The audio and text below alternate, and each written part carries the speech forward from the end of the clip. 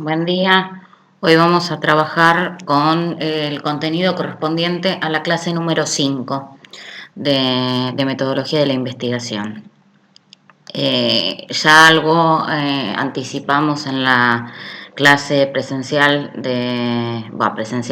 en vivo de la semana pasada, pero vamos a profundizar. Esta es la parte junto con los contenidos previamente trabajados en unidad 2 en cuanto a los tipos de investigación cualitativa, que es el tema principal de la asignatura. Esta cuestión acerca del proceso de investigación es el otro pilar que vamos a trabajar en la materia, tanto por contenido mismo de la materia como por trabajo de articulación con las demás asignaturas correspondientes al área de investigación, es decir, de la carrera. El área de investigación, las materias que están correlacionadas son epistemología, metodología de la investigación 1, metodología de la investigación 2 y seminario de tesina.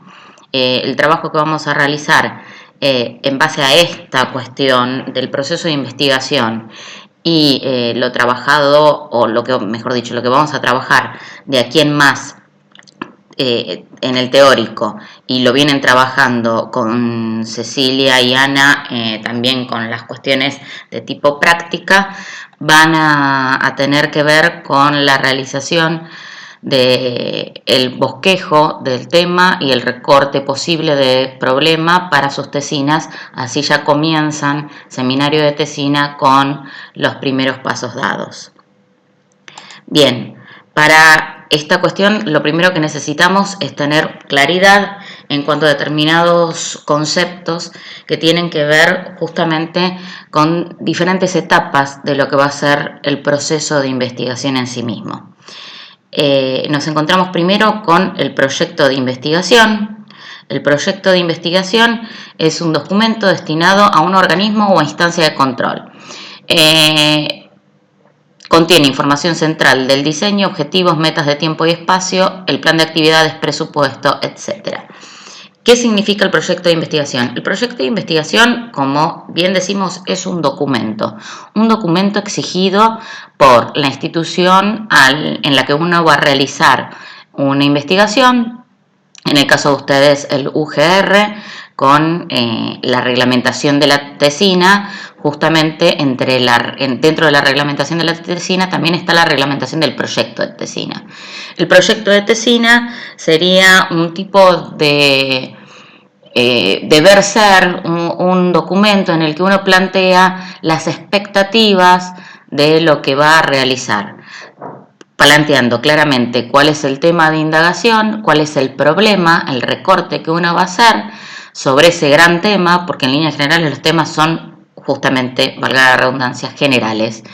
Entonces necesitamos ajustarlo a algo viable de ser investigado. Para eso se recorta un problema dentro de ese tema. Se plantean objetivos para poder llevar a cabo esa indagación y poder responder a la pregunta del problema que nos planteamos. Yo estoy hablando de problema pensando desde la perspectiva cualitativa. Desde una perspectiva cuantitativa podemos pensar en planteo de hipótesis en vez de planteos de problema. Pero la idea es la misma, de poder hacer un recorte de algo viable de ser investigado y puntual, porque si uno amplía la perspectiva y quiere investigar mucho, entre el tiempo y la disponibilidad, las posibilidades que nos da el campo, se hace muy difícil. Entonces incluso los grandes investigadores que han investigado, han indagado sobre cuestiones muy importantes, lo que han hecho es han armado pequeños proyectos de investigación que después los han llevado a cabo para poder concatenar, correlacionar los resultados que han recibido en una primera indagación. Esos han servido como sustento para hacer otra indagación al respecto y así sucesivamente. Van complejizándose la cuestión, pero siempre los recortes que se hacen sobre la temática tienen que ser accesibles a ser investigados, viables de ser investigados. Volvemos a la cuestión del proyecto de investigación. Lo importante del proyecto de investigación es tener en cuenta que este documento tiene como finalidad dar cuenta a la institución de lo que se piensa hacer. Uno tiene que presentar proyectos en cualquier instancia de investigación en líneas generales. Generales en el sentido de que uno siempre tiene algún tipo de vínculo con algún tipo de institución que va a enmarcar la investigación para hacerla posible por un lado, si es que uno necesita determinado presupuesto para poder llevarla a cabo, y también por una cuestión de validación. Difícilmente uno haga investigaciones de motu propio sin ningún seguimiento de ninguna institución o ninguna entidad. Porque eso no nos puede, digamos, no tenemos modo de que alguien controle, evalúe que se está llevando a cabo debidamente la investigación, que hay que hacer ajustes. Es decir, generalmente todas las investigaciones se hacen en el contexto de una institución. En el caso de otro tipo de investigaciones, no las que son para recibir un título de grado como en el caso de ustedes, o para la capacitación y formación de posgrado, como puede ser una tesis de maestría o una tesis de doctorado, que en todos estos casos tienen una estructura particular los proyectos de investigación. También cuando hacemos investigación, quienes hacemos investigación, por ejemplo, en el UGR con equipos de investigación o frente a convocatorias del Ministerio de Ciencia y Técnica, del Ministerio de Educación, de entidades internacionales y demás, generalmente las instituciones ya piden para acceder a becas, a subsidios, a la posibilidad de desarrollar determinado tipo de indagaciones, justamente piden un proyecto de investigación.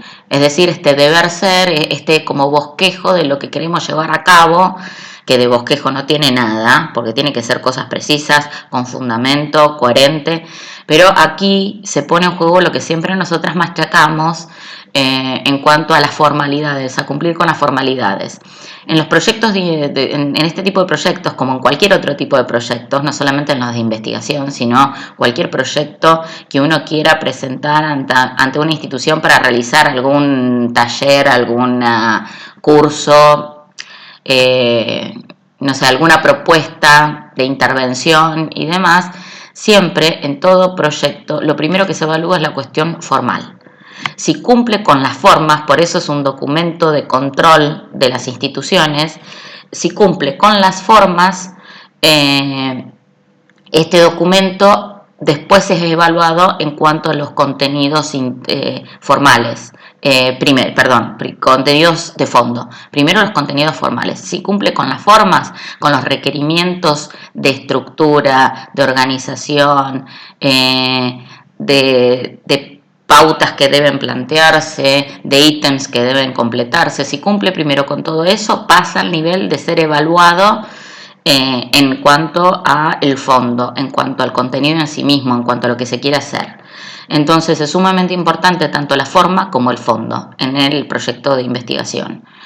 Después de nosotros realizar el proyecto de investigación, que es lo que ustedes van a hacer en el seminario de tesina, van a concluir el seminario de tesina y van a tener que aprobar, es decir, la institución convalida ese proyecto el día que ustedes aprueben el seminario de tesina, o que le den por aprobado el seminario de tesina, uno empieza a organizar el diseño de investigación.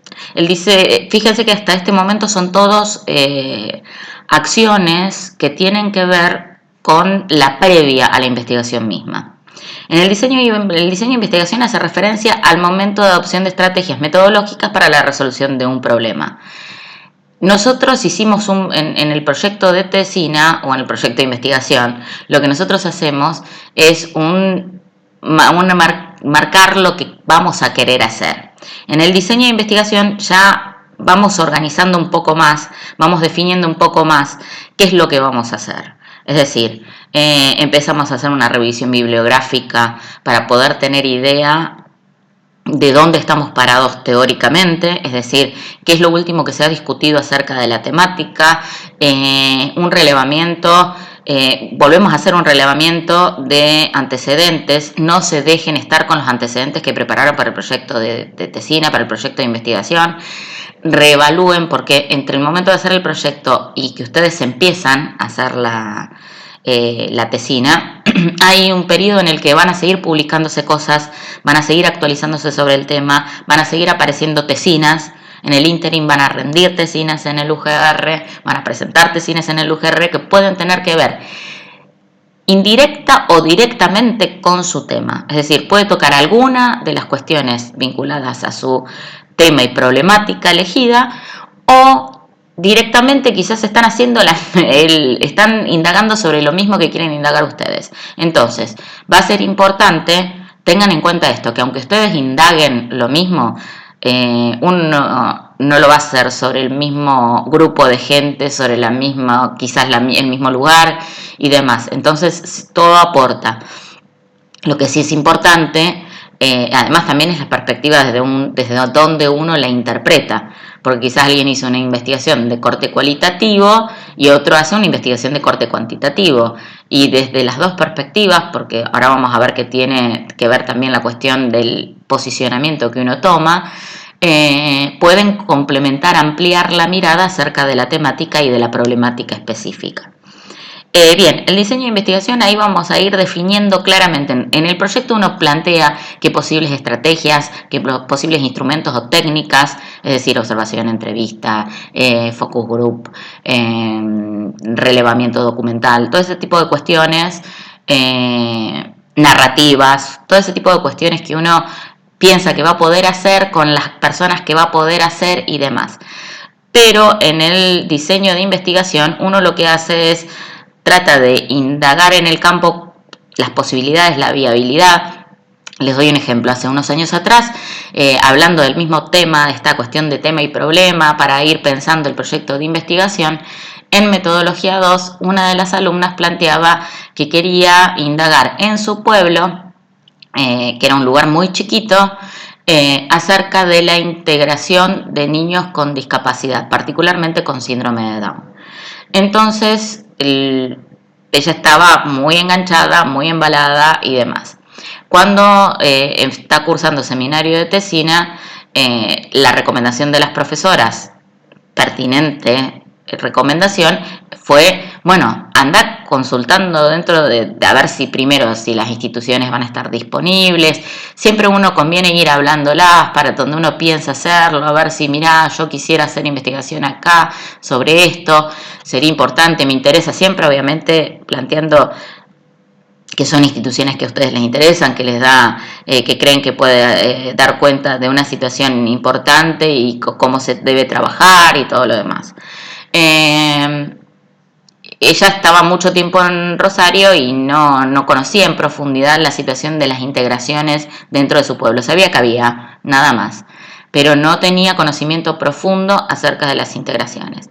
Cuando indaga, solo había dos instituciones, una pública y una privada, en nivel primario, y consulta acerca de integraciones. Había integraciones de creo que 1 o 2 chicos, pero ninguno con síndrome de Down, siendo que en el pueblo había niños con síndrome de Down. Entonces, averiguando, se entera que los chicos habían ingresado con proyecto de integración en el pueblo de al lado, en la escuela del pueblo de al lado, por razones de tipo, no sé si administrativas, institucionales, familiares, pero la situación es que los 2 o 3 chicos que ella sabía que estaban en integración no estaban en el pueblo. Y además ella no tenía contactos con las instituciones, entonces no sabía qué hacer, si ir a la institución y consultar, si elegir otro tema. Es decir, cuando uno está en el diseño de investigación, estas cuestiones tienen que tenerse en cuenta.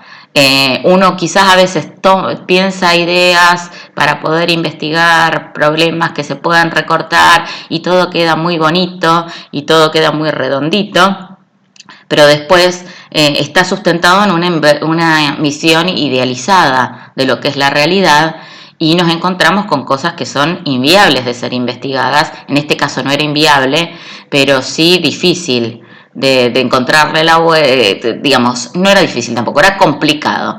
Después ella le encontró la vuelta, creo que no tuvo inconvenientes de poder, tuvo comunicación con la gente de la otra escuela, fueron abiertos, estuvieron disponibles y lo pudo hacer.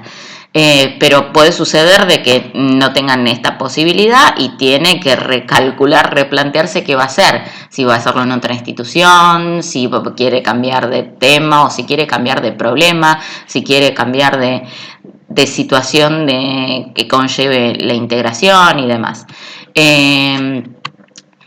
En este momento también uno vuelve a revisar la viabilidad de la indagación, si es viable o no, si uno tiene que modificar capaz que algún tipo de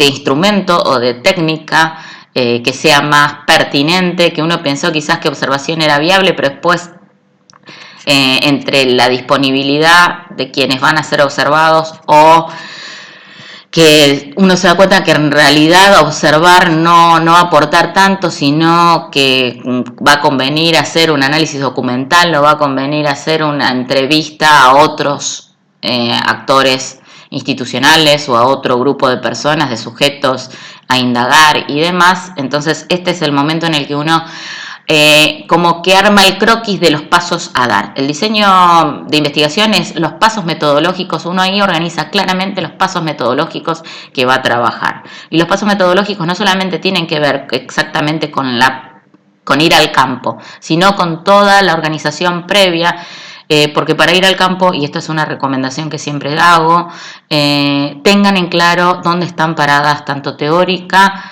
como científicamente. Es decir, teórico, desde el pilar teórico, hasta lo último que se ha discutido sobre el tema y la problemática que yo elegí. Y por el otro lado, el pilar científico, que es lo último que se ha investigado sobre esta cuestión también. ¿Por qué? Porque cuanto más claro tengamos cómo está el campo a este respecto, cómo está el panorama, cómo está el contexto teórico y científico sobre nuestra problemática, más claro es lo que queremos, hacia dónde queremos ir, más claro tenemos los objetivos. Siempre revisen, siempre tengan los objetivos en mente cuando preparan una entrevista y arman las preguntas, cuando organizan una pauta de encuestas, de cuestionarios, de lo que sea. ¿En qué me voy a focalizar? En observaciones, en análisis documental. Bueno, ¿qué voy a observar? Poder mantener el foco en donde nos interesa, porque uno después se bifurcan los caminos con diferentes cuestiones interesantes que quizás algunas les pueden llegar a generar que decir, bueno, no, esto que me estaba preguntando no es importante, realmente lo que estoy encontrando en el campo me está demostrando que otra cosa es la puntual, y uno ahí revisa y de última modifica el proyecto de investigación. En ese caso, si cambia de tema o problema o ajusta tema o problema, tiene que presentar un proyecto de investigación nuevo. Eso no quiere decir que tiene que empezar de cero, sino que tiene que armar el proyecto nuevo, se presenta en la institución para que se lo apruebe. Mientras tanto, uno sigue indagando desde ese lugar. No hay que perder tiempo en eso. Pero nos ha pasado en un par de casos en que los chicos habían planteado una cuestión en el proyecto original y cuando vamos al campo nos encontramos de que hay que ajustar algunas cuestiones y que conllevan un cambio también de proyecto, de ajustar tema y problema. Y entonces, bueno, en ese caso obviamente lleva un tiempo administrativo, pero no es una cosa tampoco tan terrible, chicas. Se puede hacer. No es necesario cambiar el proyecto si lo que uno cambia es la muestra, es decir, el tipo de el grupo de personas o de instituciones que uno va a indagar, o los instrumentos. O ajusta algún objetivo. Pero si uno cambia todos los objetivos, o cambia el problema, o cambia el tema, en ese caso hay que hacer rearmar el proyecto y llevarlo a aprobación. Bueno, cuando uno tiene ya el diseño más o menos organizado, lo que empieza justamente es la puesta en marcha del proceso de investigación, que es el mayor nivel de integración de todas estas cuestiones, es llevar a cabo todas las acciones que realiza el investigador o la comunidad o el grupo de científicos o la comunidad de científicos, que incluyen obviamente el proyecto y el diseño, porque se basan en el proyecto original y en el diseño ajustado que hemos estado observando. Igualmente siempre hay un proceso, y sobre todo en el enfoque cualitativo siempre hay un proceso de retroalimentación, de reajuste de todas estas cuestiones. Acá vemos otra variante para ir viendo cómo están el proceso de investigación, cómo encapsula a los otros dos, siendo el proyecto de investigación la base más simple que se va complejizando en el diseño y en el proceso. Como ya vimos y ya dijimos, el proyecto de investigación refiere al documento elaborado que nos exige determinada institución, con los parámetros que nos exige determinada institución. Y esto de que es el punto de articulación entre lo micro y lo macro, es decir, que apunta a entre el campo en donde vamos a indagar y lo micro, que es el contexto institucional que nos da el encuadre normativo de regulación para llevar a cabo la investigación.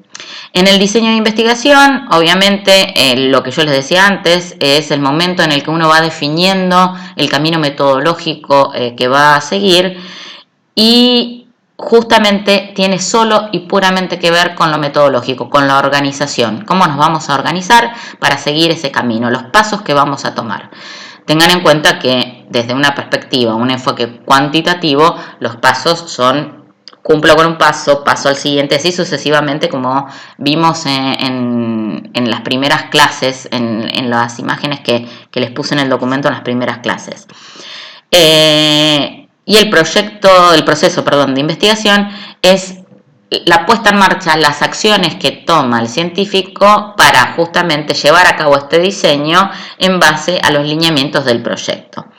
Y puede ser una actividad tanto colectiva como individual. Colectiva generalmente cuando tiene que ver con equipos de investigación, e individual cuando suceden las indagaciones que tienen que ver generalmente con momentos de formación de grado, con las tesinas, que pueden ser también colectivas en nuestro caso porque pueden ser individuales o de parejas, y también se observa la cuestión de lo micro y lo macro, la cuestión de volver a ver lo que nosotros particularmente queremos indagar en el contexto de la institución que nos da el encuadre, el enmarque de regulaciones, junto con lo que vamos a ver en el campo, con el amplio espectro que podemos encontrar en el campo.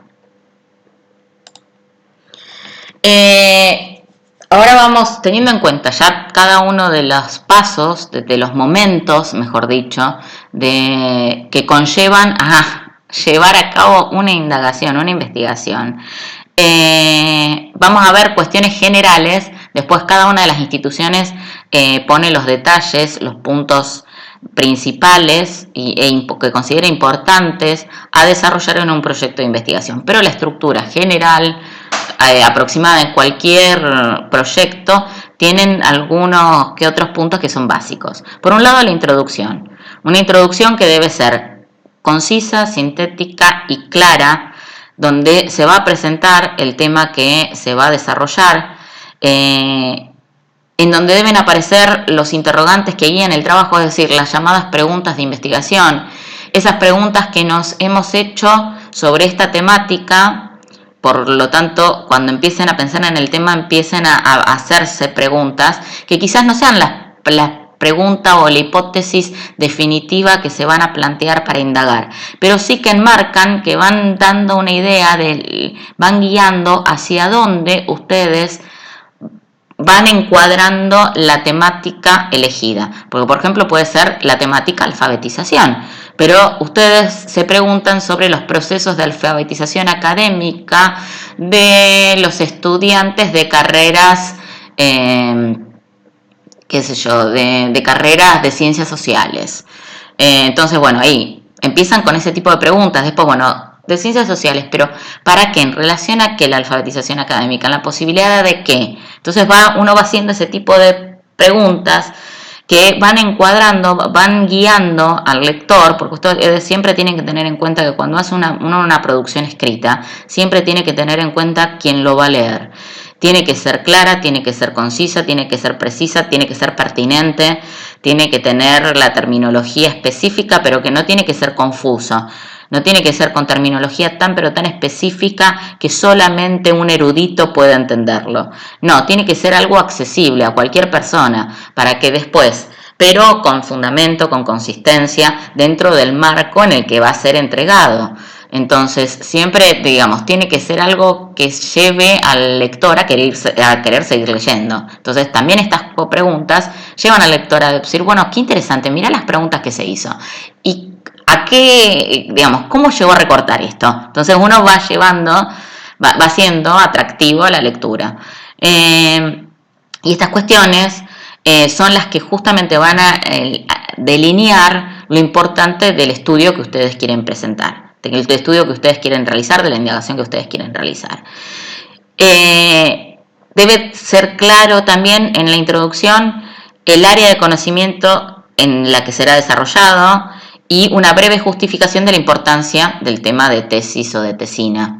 Tengan en cuenta que la justificación tiene que ser consistente y coherente a lo que uno quiere llegar. Es decir, uno tiene que tener consistencia en decir, bueno, esto es importante, por ejemplo, para ustedes, para la psicopedagogía, este tema es importante para la psicopedagogía por tal y tal cuestión, donde obviamente tiene que estar explicitado algún tipo de aprendizaje, sea formal, informal, no tiene que ver. Recuerden que la psicopedagogía no somos especialistas en aprendizaje, por lo tanto los aprendizajes no tienen que ser solamente formales, más allá de que hayamos nacido desde la escuela y los aprendizajes sistematizados. Pero nuestra especificidad como profesionales apuntan a diversos campos que tienen que ver con el aprendizaje, diversas áreas, diversos tipos de procesos y demás. Entonces, tengan en cuenta siempre eso. Y la justificación no debe ser, digamos, no debe estar centrado en la subjetividad y en cómo nos impactó tal cosa y porque mi abuelita era docente y yo la quería mucho a mi abuelita. Digamos, todos nosotros tenemos ese tipo de cuestiones que nos llevan a sentir cierta implicación con determinada temática, con determinado campo que nos moviliza, que nos atrae, que eso es sumamente importante para la investigación. Tiene que ser algo que nos lleve, que nos mantenga con el motor de querer seguir indagando, pese a que se nos presenten dificultades, pese a que tengamos complicados, no por la investigación misma, sino por la vida misma, nos compliquemos con alguna cuestión de tipo familiar, con alguna cuestión de tipo laboral, que nos haga a veces retroceder o ir y venir y demás. Pero siempre tiene que haber un motor, algo que nos permita seguir queriendo tener las ganas de indagar al respecto. Pero, digamos, desde el punto de vista del contexto en el que se presentan estas cuestiones, yo recomiendo siempre que eso quede después como para la defensa oral, como para el lado más de lo emocional. Acá tiene que estar la cuestión de, bueno, no, realmente me interesa, a lo largo de mi vida me he encontrado, uno además lo puede poner desde otros modos, mucho más pertinentes al contexto.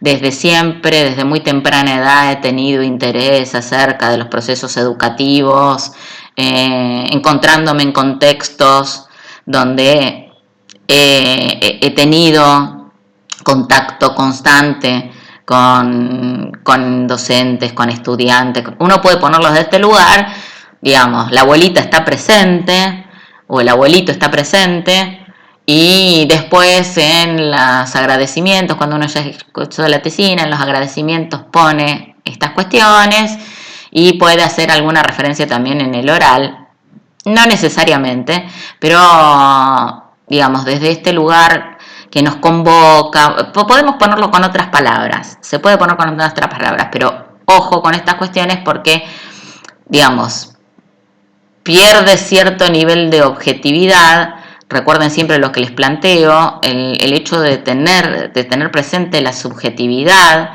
es algo que siempre se ha tenido en cuenta y siempre se ha discutido y siempre se ha observado, sobre todo en los sociólogos, en los psicólogos, en los antropólogos, en el trabajo, y que nos hemos también nosotros adoptado como parte de las ciencias sociales, esta cuestión de tener en cuenta y tener presente tanto la subjetividad de quienes indagamos como la nuestra propia. Pero en este caso que estamos hablando de la subjetividad del investigador, lo importante es que justamente tenerla presente, pero para que no se transforme en un obstáculo epistemológico. Siempre les recomiendo el texto de Pierre Bourdieu acerca del oficio del sociólogo, que deben haber visto en epistemología, y si no la vieron, véanlo. Es complicado, es un texto cortito, es muy enrevesado, pero lo que plantea Bourdieu es la cuestión de tengamos siempre nuestra subjetividad presente, pero que no se transforme en un obstáculo, que no sea la subjetividad la que hable, sino que sea justamente el sujeto en plena conciencia de nuestros límites y alcance acerca de lo que sentimos y lo que experimentamos, el que pueda objetivizar esto y poder hablar desde ese lugar. La cuestión es justamente poder darnos cuenta hasta dónde nuestra subjetividad nos atraviesa, y lo que tenemos que hacer es impedir que en el momento de que nosotros analicemos, interpretemos, recortemos desde un primer momento, va a estar nuestra subjetividad atravesando todo.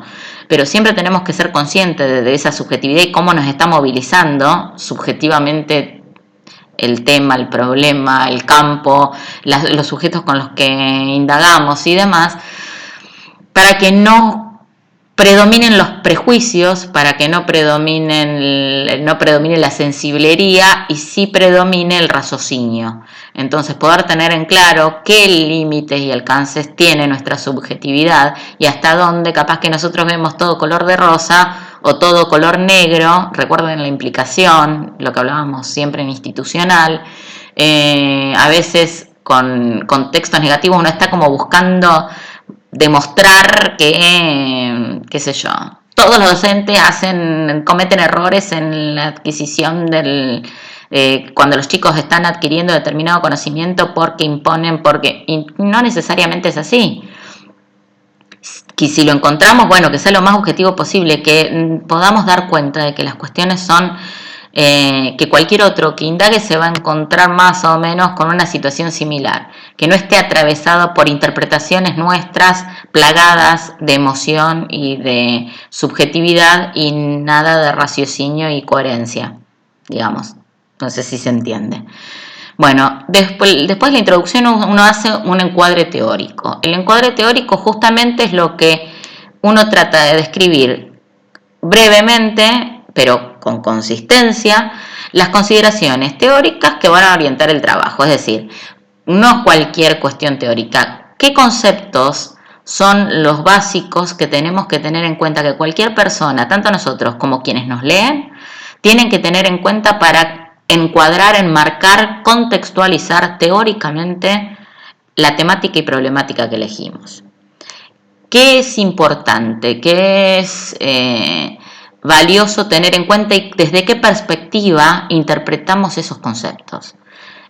Por ejemplo, me ha pasado mucho con tesinas que dirigí, que justamente aparece la cuestión de diversidad, de integración, de inclusión y demás. Bueno, ¿desde qué perspectiva entendemos la diversidad, la integración y la inclusión?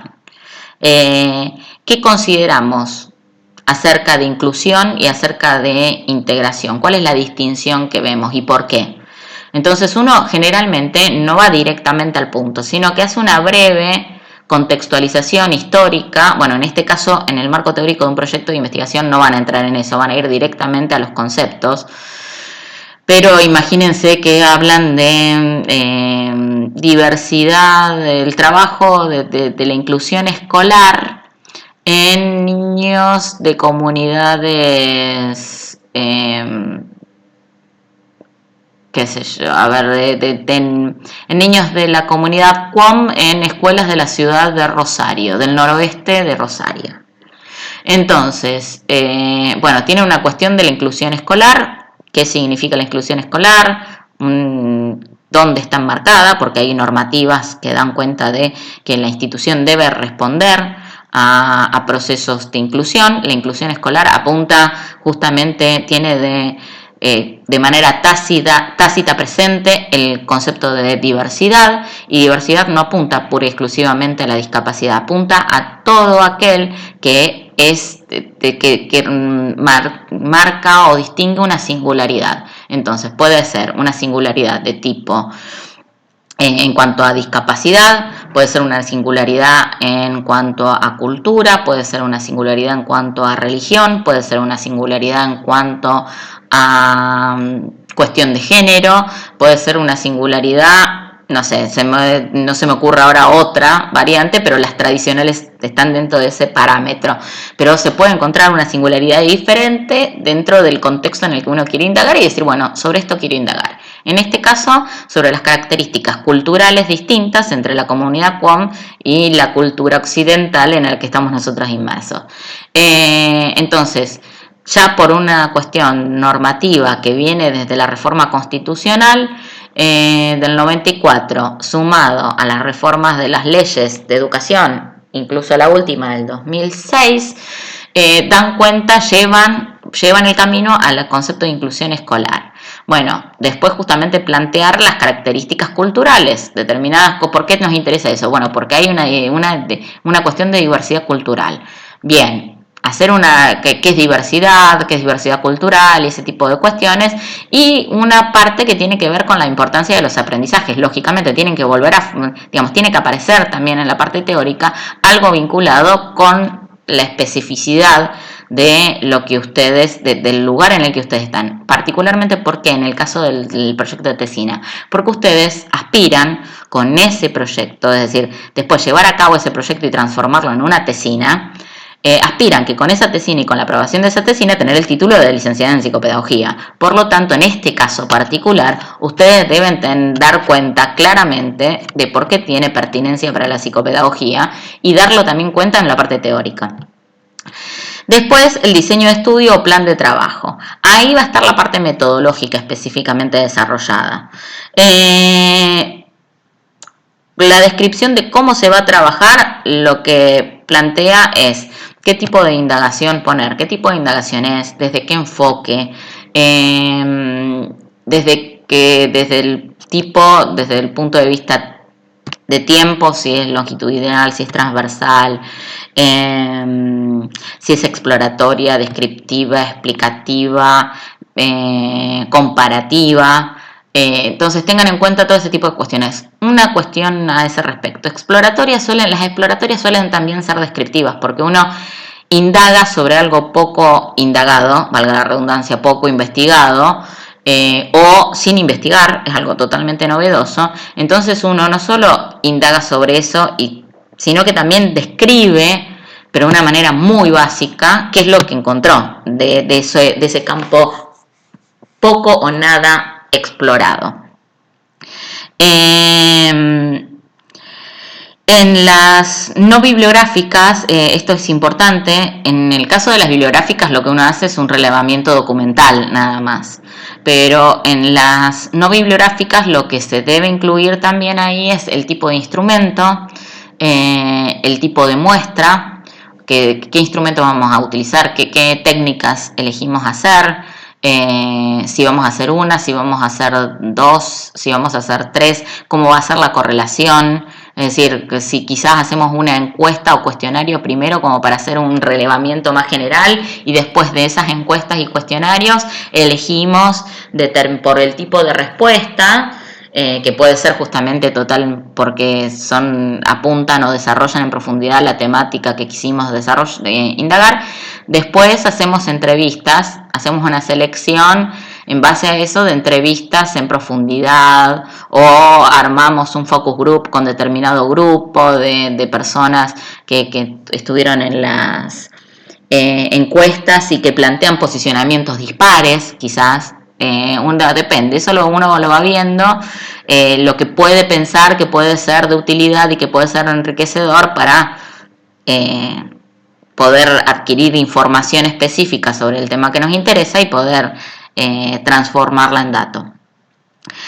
Y aproximadamente desde qué perspectiva vamos a analizar, desde una perspectiva cualitativa donde nos vamos a centrar en la indagación, en lo que las personas saben o entienden acerca de esta temática, o analizar en profundidad desde una perspectiva, a ver cómo lo podemos poner, de poder saber el porcentaje, tener idea de porcentajes de, qué sé yo, eligen hacer una indagación acerca del desgranamiento o deserción de alumnos en el nivel secundario dentro de los planes de finalización de la nación o de la provincia. Entonces, si los chicos justamente son planes que se tienen, la idea es retener al chico para que pueda terminar el nivel secundario, por ejemplo, o nivel primario, que hoy en día son niveles, los 3 niveles, nivel inicial, primario y secundario, son niveles obligatorios de educación. Entonces, regularmente salen planes, anualmente suelen o renovarse o salir nuevos proyectos de planes de finalización de nivel primario, nivel secundario para personas que han superado la edad. Entonces, bueno, sin embargo, suele haber un nivel de desgranamiento. Desgranamiento es cuando el chico no tiene consistencia en la asistencia al cursado. Es decir, no es que el chico abandona, sino que por cuestiones de trabajo, por cuestiones familiares o lo que fuera, hay periodos en el que asiste a la escuela y periodos en el que no, y así. Que no, es decir, no tiene un desarrollo consistente de sus trayectorias, pero se mantiene vinculado a la institución. Deserción directamente es el abandono del sistema. Entonces uno puede hacer una indagación y que saber el porcentaje de adolescentes, por ejemplo, que han dejado el plan o que están con problemas para mantenerse y por qué. Entonces uno lo que hace justamente es un análisis cuantitativo para poder entender de qué estamos hablando, un análisis que intente dar cuenta de determinado número, haciendo tortas, haciendo gráficos y demás, para poder entender en números qué problemática hay en determinada población o en una población mucho más amplia, en determinados sectores quizás que se puedan presentar. Después lo que se plantea es un cronograma. El cronograma es un cuadro de doble entrada donde aparecen en uno de los extremos, en uno de los laterales, las actividades que vamos a realizar, y en el otro lo que vamos digamos, los meses o el tiempo en el que vamos a estar haciendo esas actividades. Se pueden dividir por mes 1, mes 2, mes 3, mes 4, porque es lo más conveniente. Ponerle qué meses, si uno no sabe cuándo va a empezar, es medio complicado. O si no, bimestral, trimestral, semestral, anual, depende del tipo de proyecto que uno realice. Entonces uno va marcando con una X los puntos de confluencia entre la actividad que vamos a hacer y en qué momento del desarrollo de ese proyecto se piensa que se va a realizar esa actividad. Mi recomendación es que el relevamiento bibliográfico y de antecedentes se haga a lo largo de toda la investigación, porque uno tiene que ir viendo si no aparecen cosas nuevas, vuelvo a repetir, tanto desde lo teórico como de que puedan aportar y uno puede agregar a la teoría, como también en cuanto a nuevos avances desde lo científico con indagaciones que sean publicadas.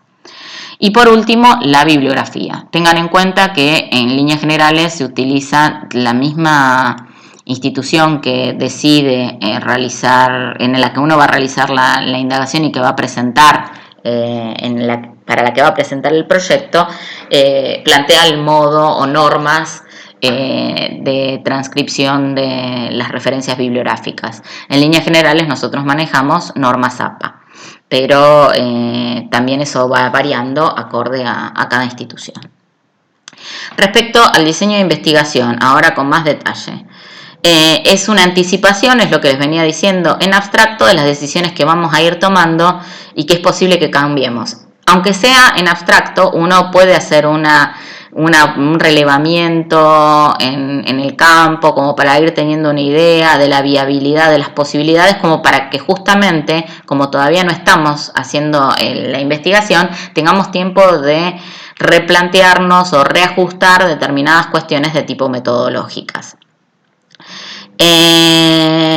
Igualmente, no es que después cuando ya tenemos el diseño no nos movemos del diseño.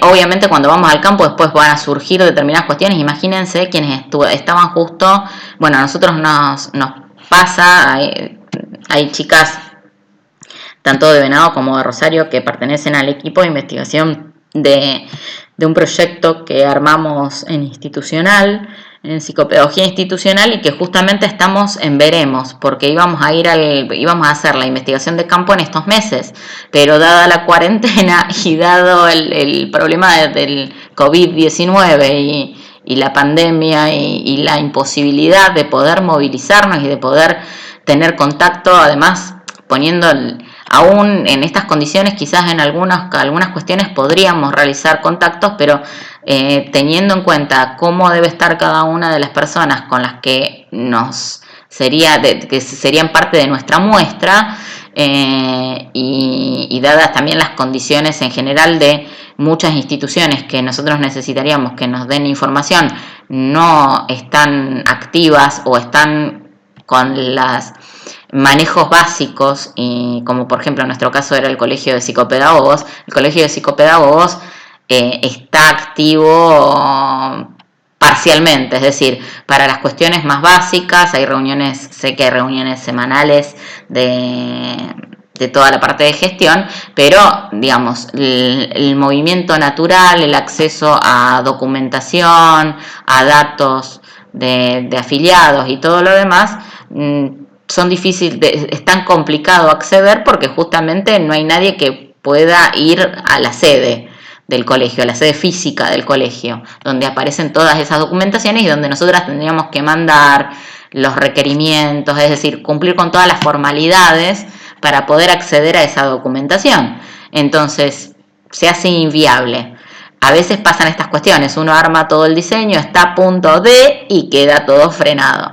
Pero bueno, son cuestiones que superan, son crisis especiales, aprovecho siempre para hacer repaso de institución, son crisis especiales que justamente llevan a que uno tenga que como que transformar en crisis singulares y ver de qué manera responde. Bueno, hasta ahora estamos en veremos, pero estas cosas suelen suceder, puede pasar, puede suceder, muchas de las que estaban haciendo indagaciones justo con la gripe aviar y demás también tuvieron este problema. Uno va viendo y también las instituciones van ampliando plazos o viendo alternativas para poder llevar a cabo. Pero que hay modificaciones que uno va a hacer, las cosas no son estáticas y tienen que tener cierto nivel de flexibilidad para que después, por ejemplo, ustedes quieren hacer un instrumento, tienen definido en el diseño hacer un instrumento y después cuando van al campo y que les habían dicho que sí, que no había problema, que vayan, que estaban contentos de recibirlos, se encuentran con que no pueden hacer determinado tipo de instrumento. Una de las chicas que dirigí iba a hacer observaciones y entrevistas, no pudo hacer observaciones porque cuando fue a la escuela ya le había dicho que sí, que le preguntó qué iba a hacer, ella le explicó con qué finalidad y todo lo demás.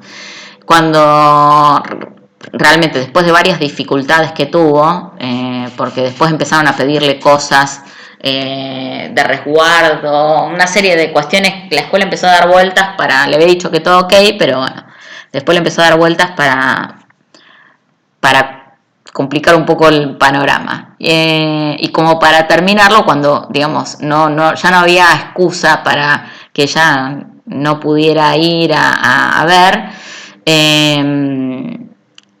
quería hacer análisis de los cuadernos de los chicos. quería hacer observaciones, entrevistas y análisis de cuadernos de los chicos. Las observaciones las podía hacer, pero después se encontraba con que el día que tenía que ir a observar, las docentes habían decidido cambiar el horario, ella tenía que observar lengua y se lo había cambiado con la de música, con la de matemática, no, porque tuvimos ese problema, o yo estoy a cargo del acto del 9 de julio y no, entonces le pedí a mi paralela que me cambie, que me haga, todo este tipo de cuestiones que también complican. Bueno, en este caso ya no tuvo inconvenientes, fue reorganizarse para poder rever posibilidades también de entrevistas, tuvo las mil y una con eso, pero otra de las cuestiones era el análisis documental de los cuadernos de los chicos. Bueno, ahí la escuela le dijo que no, porque ahí tenían que pedir permiso con los padres, que los padres iban a preguntar, dieron 10 millones de vueltas, ya llegó hasta inclusive permisos para que firmen los padres, con toda la normativa, con la cuestión de que no íbamos a dar cuenta de los nombres, de los datos personales de los niños, que era solo como para ver los procesos y demás, que iba a haber resguardo a todo lo que sea dato personal, por una cuestión de ética, que siempre tiene que estar en las investigaciones.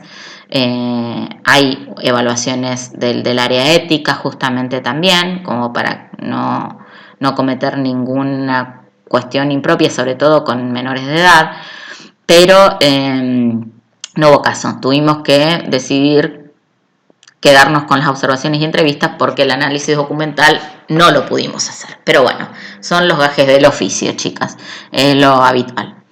En cuanto al diseño de investigación, hay dos cuestiones que hay que tener en cuenta. No es posible investigar sin un grado de diseño, sin un grado de organización de los pasos a seguir, y tampoco desde el grado de detalle del diseño de investigación no es posible pensar en tipos cerrados, sino en un continuum de diseños de posibles, que es lo que les acabo de decir.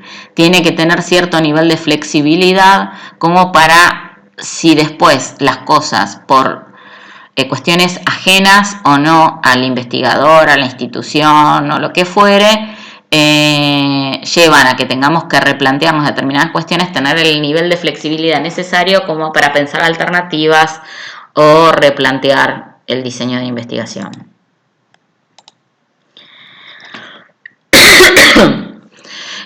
Los diseños de investigación igualmente pueden ser estructurados o flexibles. ¿De qué depende que sean estructurados o flexibles? De las decisiones relativas a la selección de determinados instrumentos, técnicas y demás, y de pasos a seguir. Cuanto más variables tengamos en cuenta en este momento, más flexible va a ser. En cuanto a las decisiones relativas a la construcción del objeto y delimitación del problema, cuanto más específico y claro tengamos cuál es nuestro objeto de indagación y cuál es la problemática que queremos indagar, más claro va a ser justamente después poder ser flexibles, porque cuanto más preciso sea el punto que queramos indagar y pensar, también vamos a tener más precisión al momento de encontrarnos con alguna dificultad, de poder hacer la modificación necesaria, de no quedarnos estancados ni limitados por lo que pueda suceder. Es decir, que podamos tener recursos que nos permitan ajustar y resignificar las cuestiones vinculadas al diseño. Y en cuanto a la decisión relativa a la recolección y al análisis de los datos, de la información y de los datos, cuanto más claro tengamos qué queremos indagar, cómo lo queremos indagar, a través de qué instrumento y de qué manera, y a su vez eso, después cómo va a ser analizado, desde qué perspectiva, qué voy a tener en cuenta, en qué me voy a querer centrar, de qué manera voy a organizar esos datos para poder analizarlos e interpretarlos, va a ser más, digamos, cuanto más claro tengamos el panorama, tanto contextual como puntual, de la investigación, tanto en lo micro, en lo propiamente de la investigación, como en lo macro, como en lo contextual, más facilidad va a haber de flexibilizarlo y de modificar o reajustar o reestructurar el diseño cuando llevemos en marcha la investigación. De ver alternativas de modificación.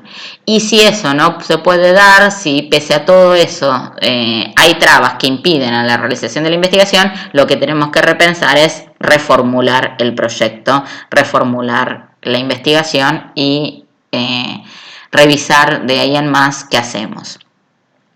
Cuanto más estructurado sea, digamos, es importante que haya estructura. Obviamente, no estamos hablando de que acá tiene que ver, para ser flexible tiene que ser desestructurado, para nada, al contrario, tiene que haber estructura, pero cuanto más cristalizada esté la estructura, más difícil va a ser poder buscar alternativas y variables frente a nuevas situaciones que se presenten. ¿Cómo se formaliza este diseño? Obviamente, gran parte aparece en el proyecto de investigación, porque el diseño que nosotros organizamos, hicimos un bosquejo de ese diseño ya en el proyecto de investigación. Pero siempre tenemos que tenerlo por escrito, que no sea solo mental, que tengamos una referencia escrita de qué pasos voy a dar, cómo los voy a dar, qué tengo en cuenta. Inclusive uno a veces lo que plantea es alternativas, variables. Bueno, si tengo este problema podría hacer esto, podría hacer lo otro. Después a veces uno hace otra cuestión porque aparece algo que no teníamos pensado, que no habíamos anticipado y bueno, nunca podemos anticipar todo, pero sí tener una organización, incluso una transcripción incluso de eso, porque nos permite mantener siempre, tener en claro cómo nos vamos a organizar. Siempre es importante, es interesante tener por escrito estas cuestiones, tener un documento, aunque no sea el documento formal del proyecto. Bueno, acá lo que vemos, justamente volvemos a ver otra variante de la estructura, que es lo mismo que vimos antes, de la fundamentación del tema elegido, antecedentes, estado actual, planteo del problema, aportes teóricos y o prácticos del campo disciplinar, que ahí están incluidos el encuadre metodológico, el encuadre teórico y la fundamentación. Los objetivos o hipótesis del trabajo.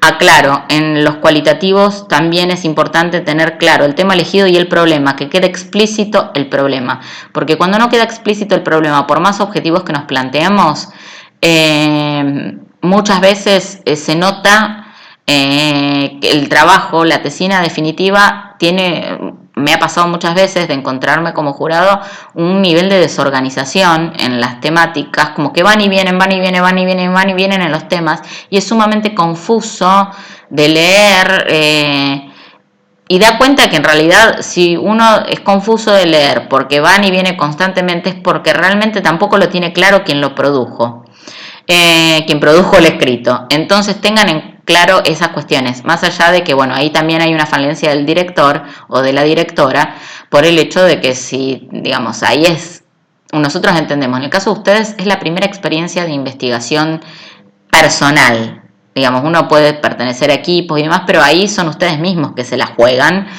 con un director o una directora. Entonces, siempre, digamos, mi recomendación siempre es la siguiente: tengan a alguien que el director sí o sí tiene que tener mínimo el título al que ustedes aspiran, es decir, mínimo tiene que ser licenciado o licenciada. Si tiene un título superior, magíster o doctor o doctora, mucho mejor, porque quiere decir que ha pasado por otras instancias y que entonces tiene un conocimiento más profundo también de la parte metodológica. Pero tengan en cuenta esta cuestión. Primero tiene que ser alguien que sepa sobre la temática. Si el que sabe sobre la temática, sin quien ustedes eligen para dirigir su tesina, sabe sobre la temática, pero no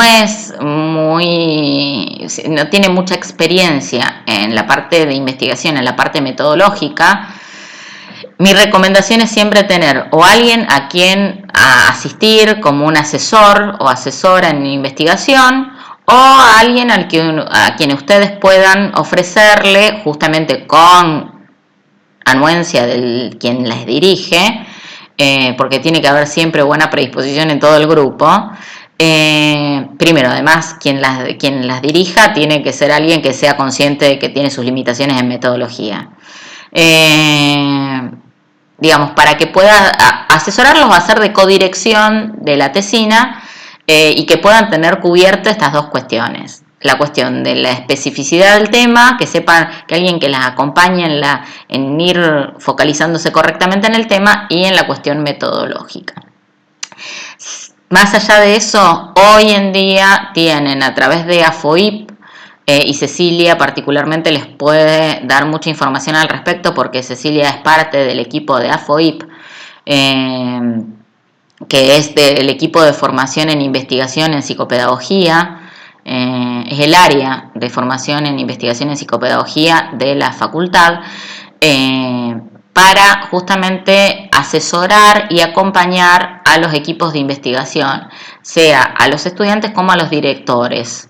En ambos casos, no solo que dan cursos de capacitación, cada tanto convocan, sino también de poder tener un espacio de consulta, de duda. Muchas veces me ha pasado que, no siendo directora de las tesinas y también no teniendo tiempo como para dedicarme a codirigir o a dirigir otras tesinas, me han convocado para hacer algún tipo de asesoramiento. Es decir, todos nosotros, todos quienes estamos involucrados en la institución, muchas veces hacemos, a veces cuando no podemos dedicarnos a la dirección o a la codirección por los tiempos que tenemos disponibles, que también eso es una cuestión de, digamos, no se sientan que cuando ustedes le pidan a alguien para dirigir o codirigir, les diga que no porque no tienen la disponibilidad horaria. Es algo sumamente responsable de quien les rechaza la oferta,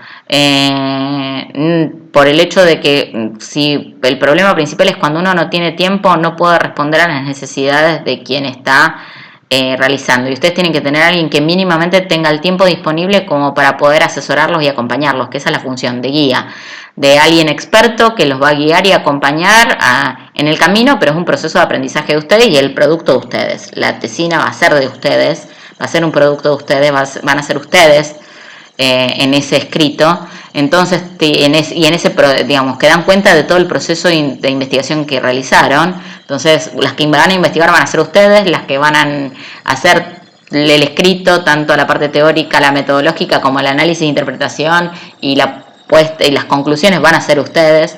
Nosotros lo que hacemos es acompañarlos, guiarlos, darles recomendaciones, hacerles las correcciones pertinentes o las marcas que necesiten en todo el proceso. Pero, digamos, tengan en cuenta eso.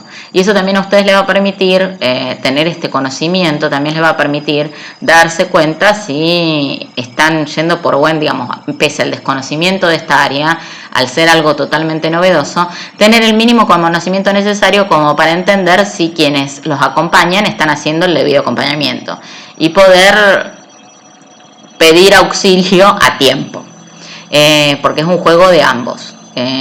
A veces, y cuando tienen alguna línea de, digamos, pero no piensen que siempre quienes lo dirigen no es suficientemente bueno. Tengan en cuenta a veces que quien dirige también a veces les plantea cuestiones que son atendibles y que tienen una razón de ser. Porque piensan quizá que uno los limita y no es así, sino que justamente a veces uno lo que les plantea es que se están abriendo mucho y que les va a complicar la indagación y que tienen que recortar y que tienen que ajustar y que ¿se entiende a qué voy con eso? Bueno, los objetivos, hipótesis de trabajo, la metodología y plan de trabajo, es decir, qué tipo de indagación, vuelvo a repetir, qué tipo de indagación vamos a realizar, desde el enfoque, desde los tipos, con qué instrumentos vamos a indagar, sobre qué muestra y cuáles van a ser el plan de trabajo, el cronograma, y cuáles van a ser los lineamientos o desde qué perspectiva pensamos hacer el análisis de los datos. La bibliografía y un resumen. El resumen en líneas generales a veces está puesto al principio. El resumen o abstract que uno hace, que ustedes van a ver, deben haber estado viendo en los artículos que trabajaron con las chicas. En los artículos científicos aparecen muchas veces el resumen o abstract, que es una versión sintetizada, muy sintética, de qué se trató el trabajo, qué se trató de indagar, cómo se hizo y cuáles fueron los resultados que se consiguieron. Y generalmente vienen acompañados de palabras claves, de 3 o 4 palabras claves que pueden ser un grupo de palabras, puede ser una palabra sola o un grupo de palabras. Por ejemplo, procesos de aprendizaje sería una palabra clave.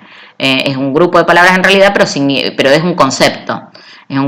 Y por lo tanto cada palabra clave equivale a un concepto. Generalmente no se ponen más de 5 palabras claves. En general las requeridas suelen ser 4 como mucho. 3, 4 suelen ser las palabras claves habituales que uno ingresa.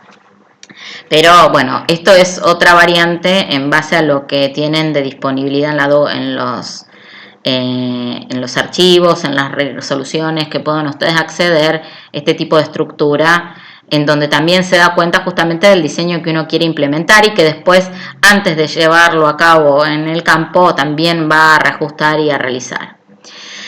Lo que siempre va a aparecer en todo proceso de investigación, entendiendo el proceso desde el momento en el que empezamos a bosquejar el proyecto y a ir definiendo el diseño y llevándolo a cabo después en el proceso de investigación misma, siempre lo que vamos a encontrar es un diálogo entre la teoría y el método.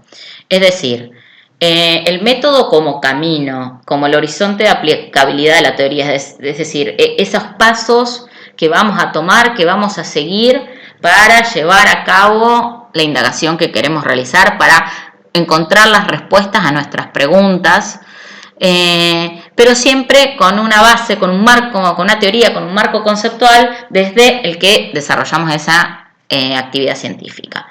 ¿Qué quiere decir esto? Siempre vamos a estar, todas nuestras decisiones metodológicas, todas nuestras decisiones en el modo incluso en el que vamos a indagar sobre el tema, tanto en antecedentes como en la teoría en sí, o el marco teórico en sí mismo, el tipo de muestra que elegimos, el tipo de instrumento que elegimos, el tipo de enfoque.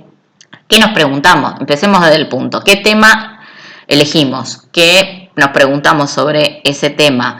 ¿Qué problema definimos o qué hipótesis definimos sobre ese tema? ¿Desde qué perspectiva teórica lo vamos a encuadrar? ¿Desde qué perspectiva metodológica? Es decir, ¿desde qué enfoque consideramos que va a ser el más pertinente para poder indagar esa problemática? El tipo de muestra, el tipo de instrumentos, el modo en que vamos a analizar esos datos, todo eso, todo el proceso de investigación tiene base en el modo que vemos la realidad, y el modo que vemos la realidad está atravesado por diferentes perspectivas teóricas. Entonces, la teoría va a estar en todo momento, aunque no lo parezca, desde el mismo momento en el que ustedes están pensando, mientras estamos hablando, me imagino, mientras estoy hablando yo como el monólogo, me imagino que en cada una de ustedes debe haber aparecido en algún momento la idea de, si yo investigara, me interesaría esto o aquello, y va más allá también de lo emocional. A lo que voy es que uno siempre fundamenta desde lo emocional, pero en líneas generales también se pone en juego ahí, aunque no lo piensen, aunque no lo tengan consciente, siempre va a estar ahí jugando la implicación estructuro-profesional y la implicación histórico-existencial. Recuerden, la histórico-existencial tiene que ver con los valores y la ideología, y la estructura profesional con la formación teórica, con los preceptos epistemológicos y teóricos que sustentan nuestra práctica profesional y por la que fuimos formados y consideramos que es válida. En nuestro caso hay una diversidad. predominan determinadas líneas, pero hay una diversidad y me imagino que cada una de ustedes, si yo les diera el mismo tema a investigar, cada una lo tomaría desde una perspectiva diferente. ¿Por qué? Porque las decisiones que ustedes tomarían estarían atravesadas por estas significaciones, por estos por esta conceptualización de la realidad, por este cristal particular con el que miramos la realidad, que está atravesado por ideas teóricas, por ideas que nos hemos apropiado, que hemos asimilado, que son parte de nuestra subjetividad, que no son parte de nuestra constitución, en nuestra identidad como psicopedagogos, que hace que veamos la realidad de un modo particular y no la podamos ver de otro modo, no la podamos entender de otro modo. Entonces siempre tengan en cuenta que la teoría está presente, no solamente en el marco teórico. El marco teórico da cuenta de eso, pero en ustedes está presente constantemente, y en las decisiones metodológicas también. La teoría y el método están atravesados mutuamente, pero la teoría en realidad lo atraviesa todo. Esto nos lleva a, teniendo en claro todo este contexto, nos lleva a la cuestión de elección de tema y la construcción del problema, que ya algo empezamos a hablar. Elegimos un tema, elegimos una temática que en líneas generales es muy general, es muy genérica, digamos, y necesitamos definir, construir, recortar un problema o una hipótesis, depende de qué enfoque. Yo en este momento no estoy hablando de un enfoque en particular, aclaro un poco el cualitativo porque es el que nos convoca por la asignatura, pero tengan en cuenta que al momento de empezar a trabajar, cuando empecemos a trabajar tema y problema en la cátedra, la intención ahí, el cualitativo deja de ser el predominante, ahí va a predominar la postura de ustedes, las decisiones metodológicas que tomen ustedes.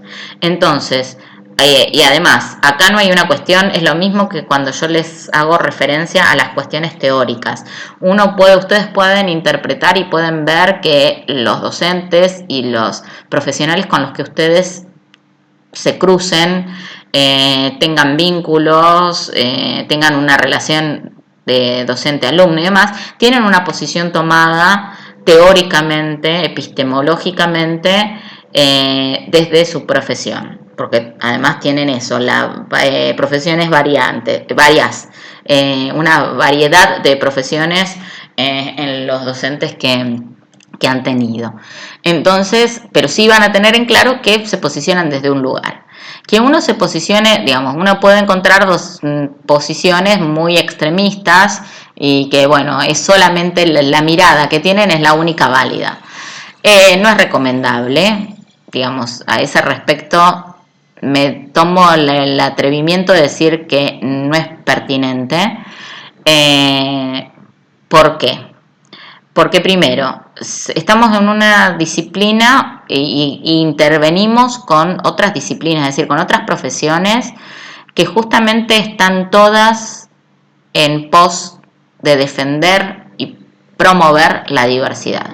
Si no somos conscientes de que el que piensa distinto también es diverso y que cada uno, el que interpreta de manera diferente la realidad también es diverso, el límite está en el nivel de, está en el otro, en el nivel de cómo incidimos o cómo podemos con nuestra posición lastimar, herir o generar alguna situación de abuso con el otro. Ese es el límite, pero mientras tanto, si alguien piensa diferente a mí, es tan válido, la importancia es que se fundamente, digamos, que tenga claras sus ideas y de dónde se fundamenta. Y la diversidad está en eso, en que seamos todas diferentes desde diferentes perspectivas, de diferentes formas de sentir, de pensar, de vivir. Entonces no hay una teoría, ni hay una posición superior a la otra, ni mejor que la otra, porque además si todos pensáramos lo mismo sería homogeneidad de pensamiento, no habría capacidad, digamos, sería una mirada restrictiva, inflexible y cristalizada, y de flexibilidad, de fluidez y de posibilidades de intercambio y de debate y de discusión no habría. Entonces tengamos en cuenta eso. Por lo tanto, más allá de que quizás una se pueda posicionar desde un lugar particular y que pueda interpretar la realidad desde un lugar particular, siempre tiene que ser respetuoso de las posiciones divergentes, distintas a la que uno tiene. A ese respecto, desde la cátedra, como lo tenemos muy en claro y somos defensoras de esas perspectivas de amplitud y tratamos de uno, digamos, tiene que ser coherente y consistente y tratamos de ser coherente y consistente, también uno es ser humano y comete errores, entonces a veces, por más de que querramos, pareciera que no tengo registro de haberlo hecho, pero uno siempre tiene que tener presente que uno, aunque no tenga registro, pudo haber hecho algo impropio o pudo haber tenido una actitud displicente para hacia algún posicionamiento y crítico y limitado para hacia otro. Entonces también uno tiene que ser consciente de eso, pero en líneas generales lo importante y lo que consideramos importante es que ustedes elijan y que ustedes tengan claro desde dónde van a estar, sea la posición que tomen, sea desde la perspectiva teórica que la tomen, sea desde el enfoque que lo tomen, mientras haya coherencia es válido, está bien. No importa, digamos, acá no es una cuestión de cumplir y de darle el gusto a la profesora es la cuestión de ser coherentes, inconsistentes con ustedes mismas. Tengan en cuenta que el proyecto va a ser el lineamiento, la estructura en la que ustedes después van a tener en cuenta para hacer la investigación y que la investigación tiene que ser tienen que ustedes estar expuestas de buena manera, lo digo, no de una manera violenta, sino que tienen que dar cuenta ustedes de ustedes mismas, de sus caminos y demás. Entonces tiene que ser lo más fiel a ustedes. Eso es sumamente importante. Para poder definir un tema de investigación, lo que es necesario es definir un proceso que rompa con el conocimiento no científico, lo que veníamos hablando en las primeras clases, hacer una distinción entre doxa y episteme, y volvemos a la cuestión de la subjetividad, que no predominen los prejuicios, las interpretaciones emocionales, sino que predomine el raciocinio, el juicio, la consistencia y coherencia, y que predomine en los niveles de objetividad. Y la mirada teórica que uno va a intentar plasmar en toda investigación y en el problema de investigación tiene que hacerse evidente en ese problema de investigación, como también en las estrategias, en los instrumentos, en el camino que va a seguir, en el método que va a seguir. Entonces es importante esta cuestión siempre. No dejen de tenerlo presente porque hace a la calidad y a la consistencia y coherencia interna.